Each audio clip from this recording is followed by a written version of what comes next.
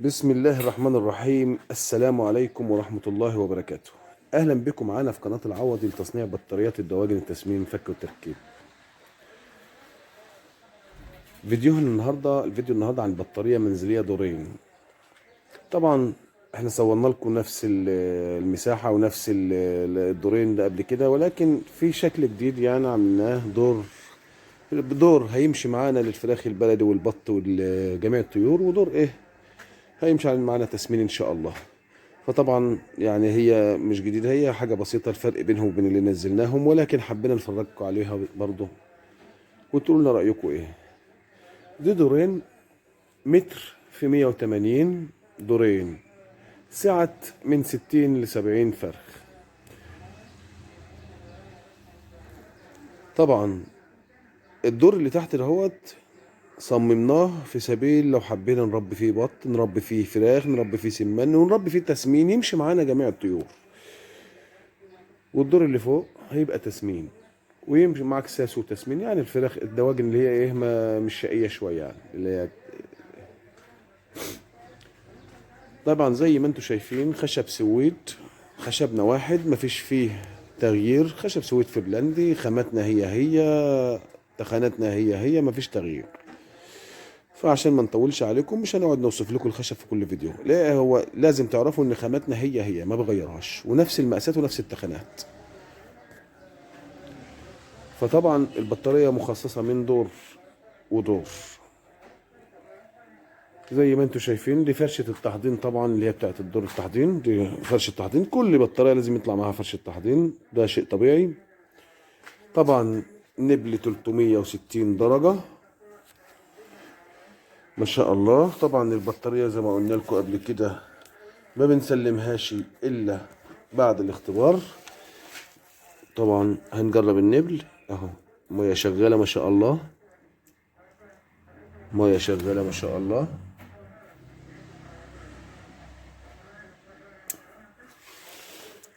نبل تمام كله ما شاء الله، مفيش نبل بيفيص معانا، مفيش نبل واقف.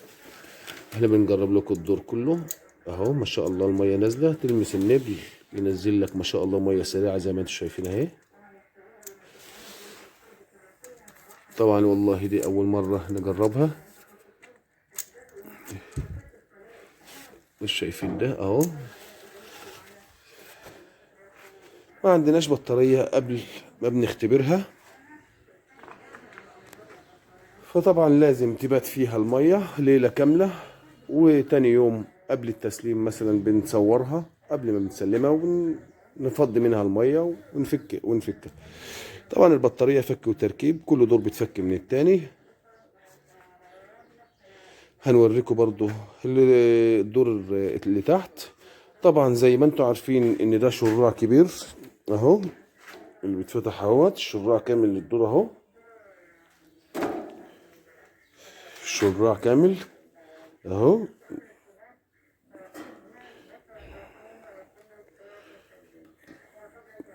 تعلق بعلاقة مطبخ وحرف ال. طبعا الباب اللي تحت برضو نفس القصة اهو.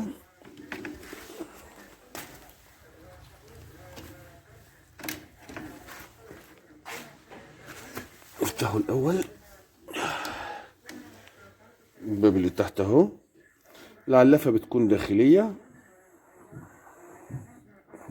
اهي، الباب اهو. وعملنا لكم كمان برضو عشان الناس، عملنا باب كبير وباب صغير زي ما انتم شايفين اهو. طبعا الباب الكبير بنفتحه لما يكون هننضف او الدورة خلصانة وهنطهر وكده. وعملنا لكم باب في النص في سبيل التعامل معاه، كنا هنحط علف، هنمسك حاجة على قد الشغل اللي هو أثناء التربية، ما نفتحش الباب كله في سبيل لو حطينا فراخ بلدي ولا أي حاجة ما تطيرش ما تجريش وتطير من الباب الكبير. الباب ده يبقى حكيم شوية، نقدر نحكم الطيور جواها. في ناس بتحب تربي حمام فيها، في ناس بتحب تربي طيور، أي حاجة يعني ممكن برضه هتيجي تفتح الباب كله فممكن يطير معاك أي حاجة. فصممنا لكم الباب الصغير دهوت عشان خاطر تقدر تتعامل مع اي حاجه هتربيها في الدور الارضي، لان البطاريه المنزليه لازم نفكر ازاي المربي يستعملها في كل حاجة. ما ينفعش يستعملها في تسمين بس، لا، احنا صممناها لكم ان احنا نقدر نستعملها للتسمين ولأي طيور هنربيها فوق منها. الطيور هتنجح معانا وتظبط معانا، لان نظافة وتربية بطارية طبعا هتبقى حاجة نظيفة. في ناس بتحب مثلا تربي حمام، في ناس بتحب تربي سمان، في ناس بتحب تربي فراخ بلدي، في ناس بتحب تربي بط.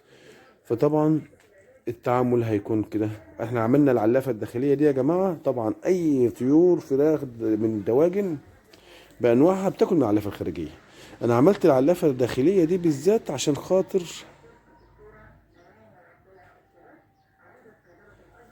علشان خاطر البط مش عارف ياكل من العلافة الداخلية الخارجية. معلش الفيديو كان اتقطع يا جماعة غصب عننا، معلش كان جالي مكالمة. فطبعا زي ما قلت لكم الدور التحتاني له مواصفات كتير. فطبعا ده من تصميمنا، ودي لأول مرة على اليوتيوب حد يعملها. ان احنا ما نصممش البطارية بس تسمين، لا، هنقدر نصممها للمنازل، دور بط، دور فراخ، دور كده دور كده. اللي حابب اي تصميم حابب تصممه نقدر نقفله لك، ونقدر حسب الطلب نعمله لك. فبنفكر ازاي نربي المربي، يعني نريح المربي.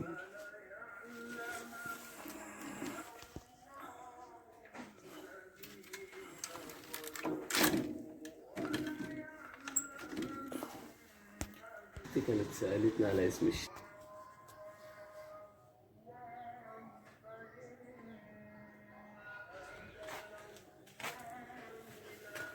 وطبعا ده خزان، ده محبس الخزان الرئيسي اللي فوق، لو حبينا نقفله او نفتحه. وفي محبس تاني لتصريف المية، حبينا نصرف المية او نبل مكتوم ولا حاجة. فيا جماعة في مشكلة في النبل بتحصل بعد اول دورة، ان شاء الله هنعرفكم ايه هي. لان في رواسب من خزان المية بتفضل في النبل وبتكتمه، ممكن يقفل معاك. فنضطر ان احنا نصفي المية ونفتح المحبس دوت يخرج، وتمشوا المية في المواسير تخرجوها من المحبس التاني، في سبيل ان تطلع اي رواسب موجودة عشان ما تتجمعش في النبل ده. اهو المية شغالة اهي. محبس سعودي حاجة نظيفة، دورة مية ما شاء الله، بيور كلها لحمات ما شاء الله، سباكة يعني دورة مية سباكة كاملة ما شاء الله، ما فيش فيها غلطة. مية في الجردل اهي، عاملة عبوش قوي، ولكن لو متعبل قوي بيبقى ضغط المية شديد واحسن وافضل. جربنا لكم طبعا النبل كامل، اوريها لكم من الظهر، من ظهر البطارية. ده ظهر البطارية اهو. طبعا احنا عملنا الظهر بتاع الدور اللي فوق في سبيل لو حبينا نعمل علافة تانية. حبينا نعمل، ممكن تكون حابب تعمل علافة تانية من ورا، هتضطر انك ترفع ده بس، ما نقدرناش نقفلها للاخر. انما اللي تحت مش محتاج علافة داخلية، مش محتاج علافة خارجية. فاحنا طبعا ايه قفلناه. طبعا دي الشاسيهات عندنا اهي زي ما انتم شايفين، شوفوا خشب سويد فنلندي حاجة نظيفة. دي كلها طلبيات اهي ما شاء الله، شاسيهات كاملة. المكان ضيق عليه عندي، فانا بعمل طبعا جزء بجزء، واللي بيخلص بيخرج لبره. دي طبعا شاسيهات دي كل واحدة مقاس معين. فطبعا ان شاء الله هنفرجكم عليها بعد التشطيب بعون الله. انا برضه بنوريكم الشاسيهات برضه عشان تشوفوا الخشب، خشب ما شاء الله، خشب سويد حاجة نظيفة، وعوارض نظيفة، وتخانات نظيفة زي ما انتم شايفين اهو.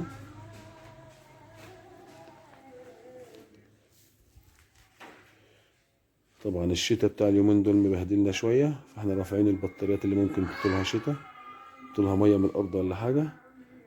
ولكن الحمد لله مفيش مية عندنا كتير. طبعا بنخاف على الخشب من المية وكده، فالحمد لله ربنا عدها على خير.